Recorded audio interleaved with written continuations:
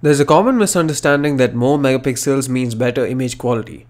That really isn't the case, and for a while we were glad that the megapixel race on smartphones was over. But now with the likes of the Honor View 20, it seems that we're back at it. But then again, the View 20 also packs in a larger sensor, pixel binning and other advancements that could put up a stronger fight. This is Sunny from RevAtlas, and let's see how the View 20 fares against a similarly pixel-rich Nikon D850 DSLR camera. This video is brought to you by ZestMoney. Visit zestmoney.in and avail instant loans to buy your favorite smartphone. It's an entirely digital process with high approval rates, seamless EMI payments, and even zero pre-closure charges. But the best part of all is the 0% interest on most merchants, and you don't even need a credit card or a credit score either. The Honor View 20 has a half-inch 48MP Sony IMX586 sensor along with a time-of-flight sensor for depth information.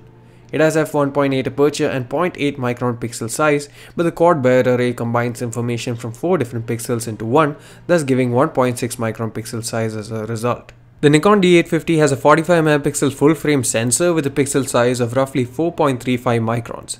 The sensor on the D850 captures an aspect ratio of 3:2 by default compared to the 4:3 aspect ratio on the View 20. The D850 sensor size is roughly 14 times that of the half-inch Sony IMX586 on the View 20. We chose a Nikon 14-24mm 2.8 lens for this test and shot it always at 24mm with f2.8. This is the closest we could get to the actual focal length of the View 20, but it's still a bit wider. Nonetheless, for the sake of this comparison, this is good enough. We'll first look at how the raw images come out of the camera before proceeding with the processed files. The raw images captured by both these devices are huge in terms of file sizes, and they capture so much information that each file is upwards of 90 MB, with the View 20 being a bit higher than the D850 in almost every case due to the slightly higher pixel count. Then we look at the processed raw files. We've gone for the exact same processing on both the devices. The only difference is that we didn't have to add as much noise reduction for the low light shots on the D850 as compared to the View 20. To start things off, you'll notice that the D850 has much better auto white balancing compared to most of the View 20 photos that are cooler than the real thing. The raw photos captured by the View 20 are in 48MP without pixel binning, so it does have 0.8 micron pixel size only. The difference can be felt in the photos, as despite having a larger pixel count, the sharpness and detail on the View 20 are nowhere as close as the D850. The D850 pixels are so much bigger, which also aids it in low light, which we shall discuss later. The depth of field is also much shallower on the D850 despite what the smaller f2.8 aperture might suggest.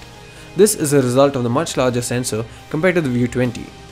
In the process files, the View 20 photos look so much better now with the corrected white balance, but it still falls short of the D850, which too looks better with the corrected white balance. The rest of the findings remain the same. Here's a look at how the portrait mode looks in comparison to the naturally shallow depth of field on the D850. The View 20 looks shallow, but this is purely a software effect achieved with the help of the time-of-flight lens, so you'll see that the D850 has perfect subject separation and the edges, while there are some weird bits on the View 20. When it comes to landscape shots, the difference isn't as noticeable since there's no depth in play here, and the overall look and feel is almost identical unless you pixel peep. When you zoom in, you see the difference since there's so much more detail and information that the D850 captures. The View 20 has an issue with vignetting, which is particularly noticeable in the landscape shots when unprocessed. Processing them and removing them makes it much better.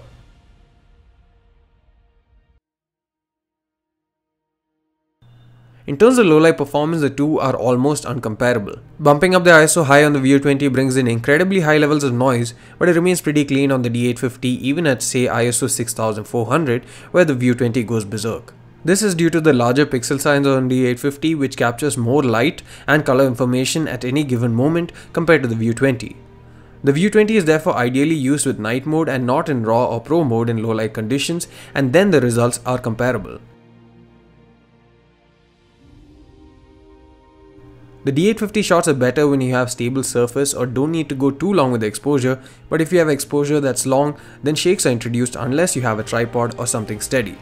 This is where the View 20's night mode comes into play, as it stacks images rather than doing an outright long exposure, and also minimizes shakes in the process.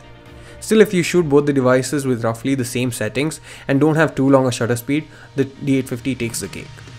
We even tried a selfie with the D850 for fun, and while getting the focus and framing right without seeing the screen was difficult, once we got it right, the result looked amazing. So it does do great selfies, but you just have to work hard for it. But the huge dynamic range on the D850 allows you to do so much more tweaking and get even more impressive results with the images if you truly adjust the image as such.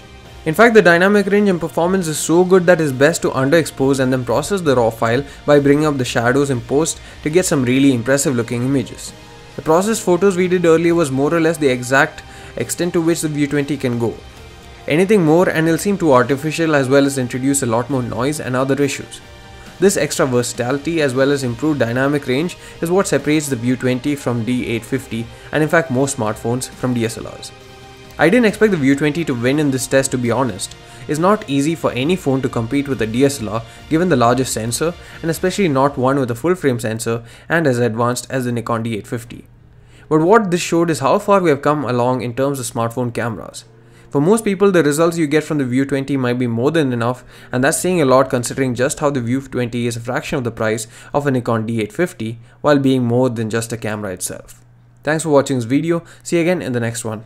Thanks for watching this video. Make sure you visit zestmoney.in and avail instant loans to purchase your dream products, be it a smartphone, electronics, furniture, and more across Flipkart, Amazon, and more than 100 other partners.